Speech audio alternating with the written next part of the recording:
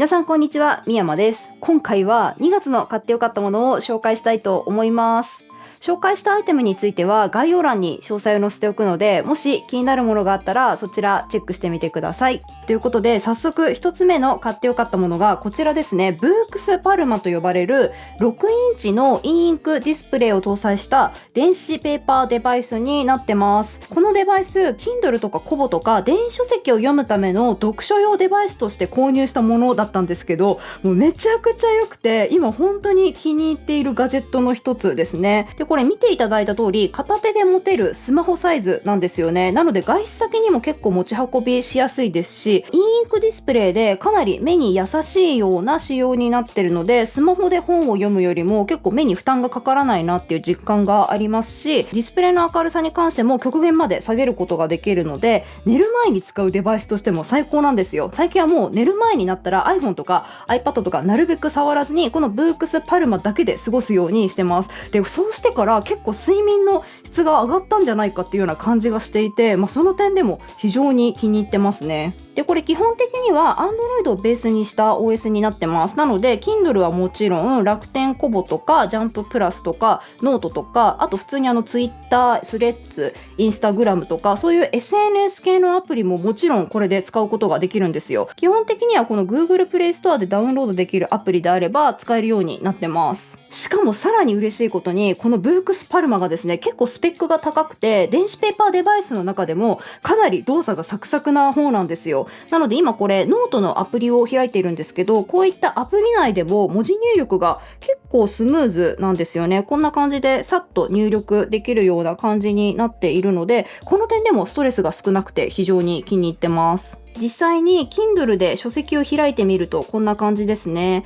背景はブラック、文字は白にしています。アップにするとこんな感じですね。ブラック背景に白文字って文字が潰れちゃうこととかがあったりするんですけど、このブークスパルマ非常に綺麗に表示されているんじゃないかなと思います。はい、ちなみに漫画のカラーの表紙を表示するとこんな感じです。モノクロにはなってしまうんですが、結構しっかり綺麗めな画質で表示されているんじゃないかなと思います。ただディスプレイに関してはこれ縦長の6インチしかないので、大きい画面でしっかり迫力を持って漫画読みたいんだっていう方はやっぱりですね、専用のリーダーかあと iPad で読むかっていう方がいいんじゃないかなと思います。でこのブークスパルマで本を読んでいる時のページめくりに関してなんですけど、もちろんこんな風にディスプレイをスワイプしたりタップしたりしてページをめくったり戻したりっていうのができるようになっているんですが、さらにですねこれ嬉しいのがじゃじゃんと、なんとブークスパルマ側面に電源ボタン、音量ボタンとあとファンクションボタンが用意されているんですけど、この音量ボタンを使ってちゃんとページめくりすることができるようになってるんですよね。やっぱり物理ボタンでページめくりできると本当にストレスフリーで、もうこの点でも非常に気に入ってます。で左側の側面にはこんな感じでファンクションボタンが一つだけついてます。このファンクションボタンが地味に便利でして、それぞれ1回押し、2回押し、あと長押しにいろんな機能を割り当てられるようになってるんですよ。私の場合はこの画面のフルリフレッシュとスクリーンショットとあとホームに戻るをそれぞれ設定してあります。これがあることで本当にここの物理ボタンだけで本を読んでる最中にちょっとした操作ができるようになっているので非常にありがたいんですよね。あとこちらがですね、さらにすごいのがなんとスピーカーまでついてるんですよね。でしかもこのスピーカーの音が結構安定していて聞きやすくて、で私寝る前はもうなるべくこのブークスパルマだけで過ごそうっていう風にしているので、何かちょっと聞きたいな、耳寂しいなっていう時はこの Spotify でポッドキャストを流して、でここのスピーカーで聞くっていうような感じにしてます。でこのブークスパルマ非常に気に入っているんですけど、実はですねちょっと人に勧めにくい点があって、それがですねお値段が結構高めなんですよね。読書用のデバイスって考えるとちょっとうって思うような値段にはなってしまっています。なってしまってはいるんですが、ページめくり用の物理ボタンもあって、でしかもこれ充電が USB-C なんですよ。USB-C で充電もできて、でしかもですね Kindle も楽天コボもジャンププラスもなんだったら他の SNS 系のアプリも全て使えるような電子ペーパーデバイスってなかなかないんですよね。なのでその観点では結構ですね希少なな存在ではあるなっていうふうに思うので、そういったちょっと珍しいガジェットデバイス使ってみたいなっていう方はぜひ一度チェックしていただけたらなと思います。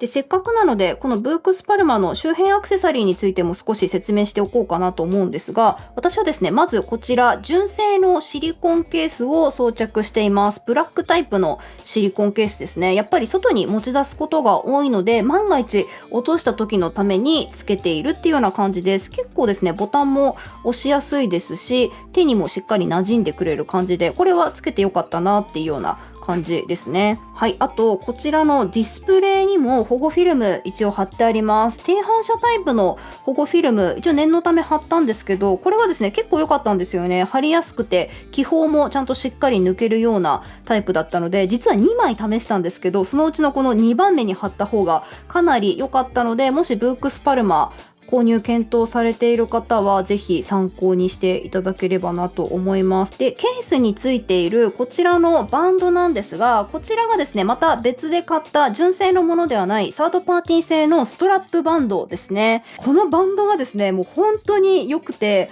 シリコン素材の長さ調整ができるタイプのやつを購入したんですけど、やっぱりこのバンドがあるだけでめちゃくちゃ読書がしやすいです。もう本当に楽。もうこのバンドはマジで買ってよかったなって思ってます。ただですね、1点ご注意いただきたいのが、これレビューを見る限りだとブチッと切れやすいらしいんですよね。私まだこれ結構な頻度で使ってますが切れてないんですけど、割とですねぴったりめに使いたいみたいな方はちょっとその点ご注意いただいた方がいいかなと思います。じゃじゃん。続いての買ってよかったアイテムがこちらです。ナイトアイズのマルチツールウォレットですね。で、これが見ていただいた通りかなり薄めなんですよね。で、しかも曲がりにくい硬い素材でできているので、持ち運ぶときはこんな感じのカードケースにスッと入れて持ち運ぶことができるようになってます。で、当初はですね外出先で使うのに便利そうだなと思って購入したんですけど、これがですね思ったよりも家の中で便利に使えるなっていうのがあって、実は家用にこちらの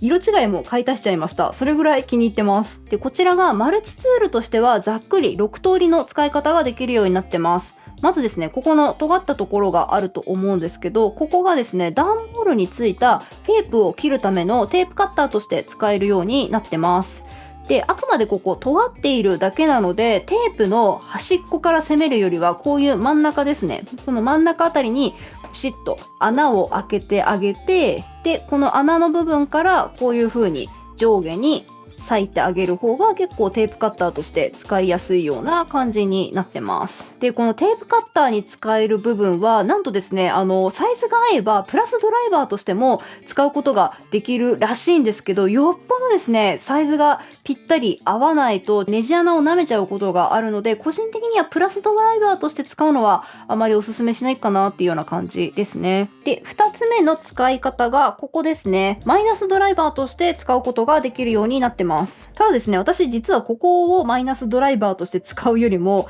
こっちのちょっと大きめの角のこの部分をマイナスドライバーとして使うことが多いんですよね。こんな感じで一眼レフカメラの底の方にこれクイックリリースプレートをつけてるんですけど、このクイックリリースプレートを閉めるのにここのちょっと大きめの角っこがめちゃくちゃちょうどいいんですよ。本当に絶妙な大きさで、本当に強い力でギュッてひねっても曲がることがないんですよね。しっかりここのクイックリリースプレートのネジを締めることができるので、カメラをたくさん使う自分としては非常にありがたい存在です。で、3つ目の使い方がスクレーパーですね。シール剥がしとして使えるようになってます。ここのこっち側の面だけ端に向かうにつれて薄くなるような構造になっているので、この部分をプラスチックとか段ボールとか、こんな感じでシールが貼り付いたものに対してこうギュッと押し当ててあげることで、シールが剥がしやすくなるよっていうような感じの使い方ができるようになってます。こんな感じでシールが剥がしやすくなりました。で、続いて4つ目はこのスクレーパーとは反対側のこちらですね。この面は定規として使えるようになってます。で、実はですね、これくるっとひっくり返してあげるとインチサイズも測れるようになってます。1インチまでのサイズがわかるっていうような感じですね。で、ここのちょっと大きめの穴の部分なんですが、ここはボトルオープナーとして使えるようになってます。いわゆる栓抜きですね。ただ私の場合はビールとか全然飲まないので、ここまだ使ったことないです。で、6つ目がここのちょっとちっちゃめの穴なんですが、ここがですね、なんとボトルレンチになってます。3種類の大きさのボトルレンチをここで閉められるようになっている感じですね。で、私の場合基本的にはこれカードケースの中に入れて持ち歩くっていうことが多いんですけど、なんとですね、このマルチツールカードケースに入れずに、これをカードケースとしてマネークリップとしても使うことができるんですよ。真ん中にこんな感じでシリコンバンドが装着されているんですよね。このシリコンバンド、表にも裏にもどっち側にもこうくるっと回っているタイプのバンドになっているので、なんとですね、このバンドの部分に、これ一般的なクレジットカードと同じサイズのカードなんですけど、なんとこのカードをシュッとこんな感じでまとめてクリップしておくことができるんですよ。これすごくないですか？このマルチツールさえあれば、よく使うクレジットカードと、あとお札何枚かここに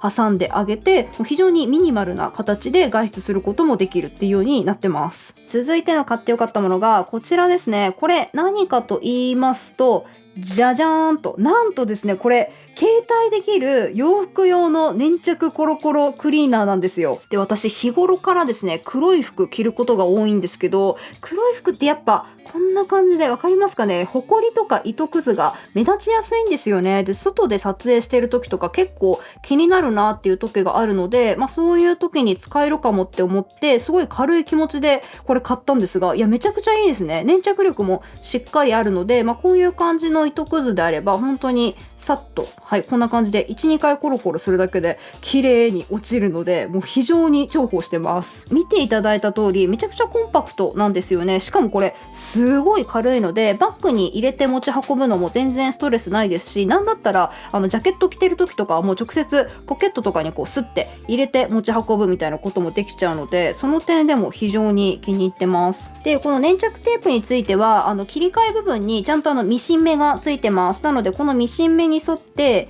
ちぎってあげれば、こんな感じで簡単に新しい面に取り替えることができるようになってます。で、この粘着テープ自体が完全に空っぽになってしまった時はですね、ここ上にこれが飛び出さないようなロック機構がついてるんですけど、このロックをカチッと外してあげることで簡単にスペアテープに交換することもできるようになってます。で、これがニトムズというこの手の日用品では結構有名なブランドさんから出ているものなんですよね。なのでここのスペアテープに関しても Amazon ですぐ手に入れることができますし、おそらくですね、ニトムズぐらいのブランドだったらこのスペアテープとかが終売になることもあんまりないんじゃないかなっていう、そういう安心感もあるので、この点でも本当に買ってよかったなっていうようなアイテムですね。じゃじゃん。続いての買ってよかったものがこちらですね。これ何かと言いますと、マグカップとかを上に乗せて中身が冷えないように温めてくれるカップウォーマーになります。で、こちらのカップウォーマーがガラス、陶器、ステンレスの3種類の材質に対応しています。で、それぞれの材質ごとに3段階全部合わせて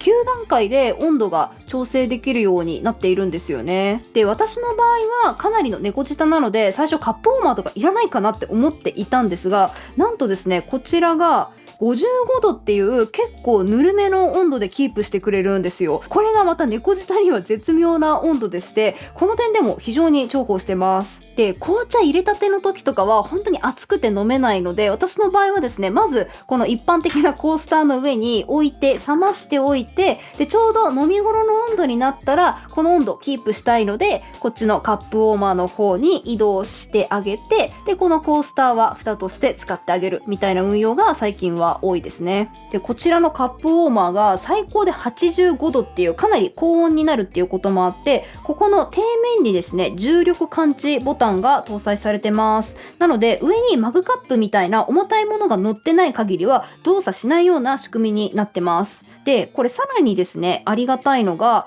ここの正面にちゃんと電源ボタンがついているんですよね。なのでここの電源ボタンで電源を入れた上で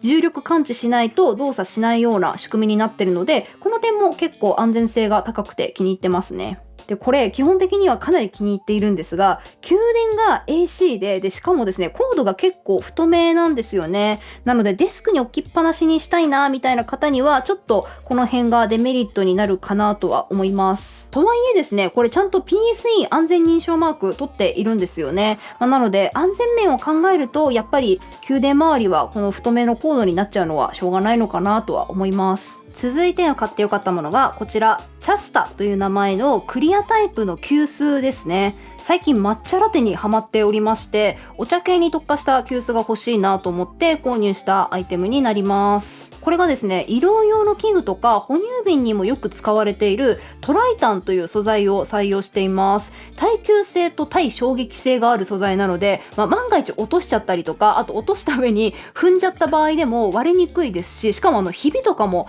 入りにくいような仕様なんですよね。で、形もですね、流線形で片手でこういう風に持ちやすい感じですし、ここの先っぽの水切れも結構良くて、カップにも注ぎやすい構造なんですよ。この点でも非常に気に入ってます。で、この注ぎ口の部分にですね、一応簡単なフィルターついているんですよ。こんな感じの四つ穴のフィルターがついてはいるんですが、さらにですね、付属でより目の細かいフィルターもついてきまして、こんな感じのフィルターがついてくるんですよね。で、使う茶葉に合わせてこんな感じで気軽に取り替えられるようになってます。で、特にこっちの金属系の目が細かいフィルターを使ってあげればコーヒーとかも入れられるようになるので、かなり幅広く使っていただける急須なんですよね。あとこれシンプルで洗いやすい上に食洗機対応なんですよ。この辺も個人的にはかなり嬉しいポイントですね。ただ1点ご注意いただきたいのが、これ電子レンジは非対応なんですよ。なので中に入ってる飲み物を温めたいなっていう時は、電子レンジ対応のマグカップとかに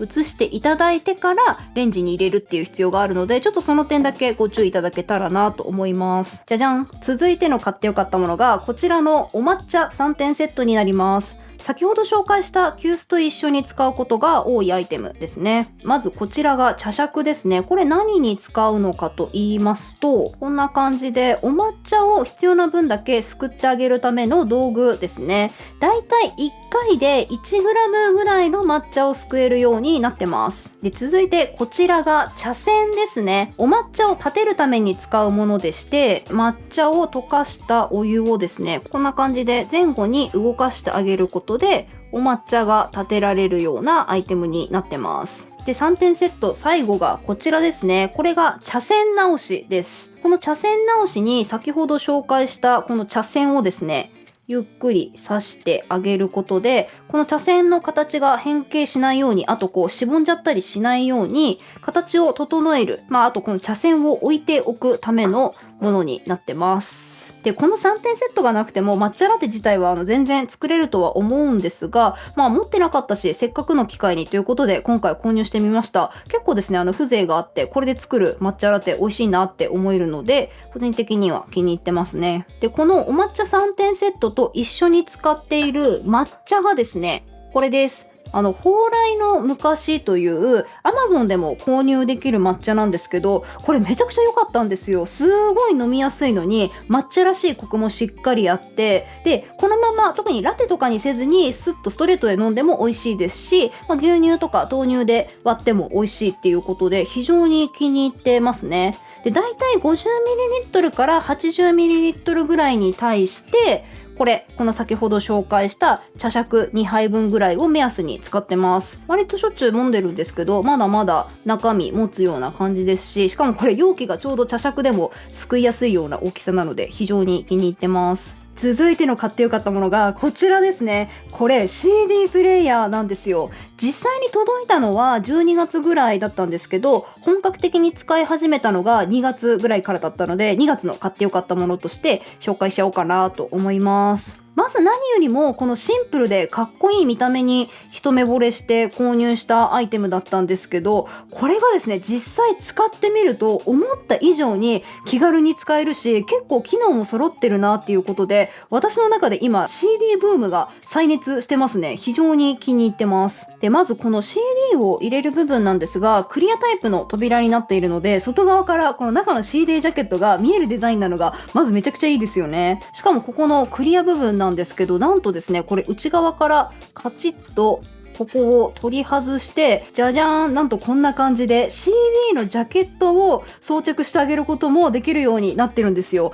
デスク周りに置きっぱなしにするにしても、やっぱりこういう推しの CD ジャケットとかをバーンと置いておけるっていうのはめちゃくちゃありがたいですよね。で、操作は基本的にここの上部のボタン類と背面のスイッチでできるようになってます。まずここの上部がですね、左から曲戻し、再生、一時停止、曲送り、停止、Bluetooth 接続、音量ダウン、音量アップっていうような感じになってます。で、Bluetooth 接続に関しては、この CD プレイヤーとワイヤレスヘッドホンとかワイヤレスイヤホンをつなぐためのものですね。これがですね、地味に便利で非常に重宝してます。で、さらに嬉しいのがここですね。この右端にイヤホンジャックが搭載されているんですよ。なので、高音質で聞きたいなっていう時は、もう有線でサクッとヘッドホンとかイヤホンにつないであげちゃえばいいので、もうこれが本当に楽ちんで非常に気に入ってます。で、背面にはスイッチが2つついていて、上の方では1曲リピート、全曲再生、全曲リピートが切り替えられるようになってます。で、下はホールドボタンですね。で、再び正面に戻りまして、ここ正面の下の部分ですね。ここには厚さ 27mm の薄型スピーカーが搭載されてます。このスピーカーがですね、思ったよりも音がいいんですよね。ちょっとだけ低音が潰れ気味かなっていう時もあるにはあるんですが、作業中とかに聞くにはもう十分な音質かなと思います。で、このスピーカー部分の右上ですね。ここには LED ライトが仕込まれていて、曲の順番だったりとかがわかるようになってます。で、さらに便利なのがこれ、なんとバッテリー搭載してるんですよ。この薄さでバッテリー搭載はもう本当にめちゃくちゃありがたいですね。作業してるときはデスクの上に、で、メイクしてるときは洗面台に立てて、で、ご飯食べてるときはリビングに置いてみたいな感じで、気軽に家の中連れ回せるのがめちゃくちゃありがたいです。基本的にはかなり気に入っているんですが、ちょっと動画だと分かりにくいと思うんですけど、これ軽いプラスチックっぽい素材なので、多分商品写真の印象とかよりはちょっと安っぽく見えちゃうかなっていうような感じもあるんですよね。で、お値段もこれちょっとお高めでして、決してコスパがいいアイテムっていうわけではないんですが、好きな音楽を目で見て楽しみたいタイプの方とかは結構刺さるんじゃないかなと思うので、気になった方はぜひ一度チェックしていただければなと思います。続いてはですね、この CD プレイヤーをがっつり使うようになったきっかけをくれたアイテムを紹介したいと思うんですが、それがこちらです。じゃじゃーん、ルセラフィムの CD たちですね。私とうとう人生で初めて K-POP にハマってしまいました。このルセラフィムがですね、多国籍 K-POP ガールズグループなんですが、曲もさることながらビジュアルもめちゃくちゃかっこよくて、もうグループのコンセプトが好みドンズバーだったんですよね。で、今ここに出しているのが2月に発売されたサードミニアルバム Easy をはじめとした CD たちですね。もう本当にこんなに久々に CD 買ったんですけど、なんか最近の K-POP の CD ってめちゃくちゃすごいんですね。これ中に入ってるブックレットとか、あと付属のステッカーとか、本当に洗練されたデザインで、もう聞いてよし、見てよし、読んでよし、飾ってよしっていうような感じで、もう最高に楽しんでます。で、特にこのステッカーとかもう MacBook に貼っても全然映えるだろうなっていうようなデザインで、なんかこんなにかっこよくなってたの今の K-POP グループって思って、もっと早くハマりたかったなってしみじみ思いましたね。で、ルセラフィムのどんなところが好きなのかとか、推しメンは誰なのかとか、この曲いいよねみたいな話をここでしだすともう本当に動画が長くなっちゃうので、実はですね、ルセラフィムに関してはちょっと前にサブチャンネル動画でたっぷり語った動画があるので、気になるなって方はぜひそちらをご覧いただければなと思います。で、まだ K-POP にハマりたてのほやほやの初心者なので、ぜひですね、皆さんも推しの K-POP グループがあったらコメントに書き込んで教えていただけるとめちゃくちゃ嬉しいです。ミュージックビデオとか調べて見に行きます。はい、続いては買ってよかったもの最後のアイテムのご紹介なんですが、最後はいつも漫画を紹介しておりまして、今回は2月22日に最新刊の2巻が発売された偽物の錬金術師をご紹介したいなと思います。この作品がですね、異世界に転生したあるお人よしの主人公が錬金術師として生活を営みながら様々な人と向き合って奮闘するサバイバルファンタジー漫画となっております。で、異世界に転生するところも含めて、あらすじ全般はいわゆるナロー系と呼ばれるジャンルっぽい感じなんですが、実はですね、この作品世界観とかキャラクターの能力に明確なルールが設定されているタイプの作品なんですよ。で、なんだったら登場人物たちがどんな属性のどんな性格のキャラクターなのかっていう点についてもかなり厳密に決められていて、でそういう決め事をちゃんと読者側にこういう設定ですよって開示してくれるタイプの漫画なんですよ。で、こういう設定がしっかりされている点を結構注視して読んでみると、ナロー系っていうよりかはハンターハンターとか、あと呪術廻戦とか、ちょっとゲームっぽい雰囲気のする作品に結構近いなっていうような感じなんですよね。ただハンターハンターとか呪術廻戦と違ってですね、この偽物の錬金術師の主人公は荒事がめちゃくちゃ苦手なんですよ。錬金術師として、いろんな生活を便利にするようなアイテムを制作してで販売してっていう、いわゆるクラフター生産者タイプのキャラクターなんですよね。で、この錬金術の制作と販売の過程がもう世界観に本当にぴったりマッチしていて、なんかリアリティがあるんですよ。なのでそこだけを見ても本当に面白い作りになってるんですよね。で、今回のこの最新刊の2巻も含めていかにも分かりやすいかっこいいアクションシーンとかは全然ないんです。派手なシーンとか見せ場とかないはずなんですけど、ちゃんと手に汗握る展開になってるんですよ。うわ面白い、もうページめくるって止まらんみたいな感じでわーって読めちゃうような感じで、毎回ですねこの1巻も2巻も気づいたらあっという間に読み終わっちゃってるんですよね。で、この主人公とその仲間たちが現状持ってる能力に関してなんですけど、めちゃくちゃに強いっていうものではないんですよね。ある程度の万能性は持っているんですけど、どちらかといえばこの世界の中では弱者寄りの立場ではあるんですよ。ただ明確なルールが設定された世界であるっていうことはですね、このルールをうまく逆手に取れば弱者であってもちゃんと勝ち残る道筋があるっていう、なんかそういう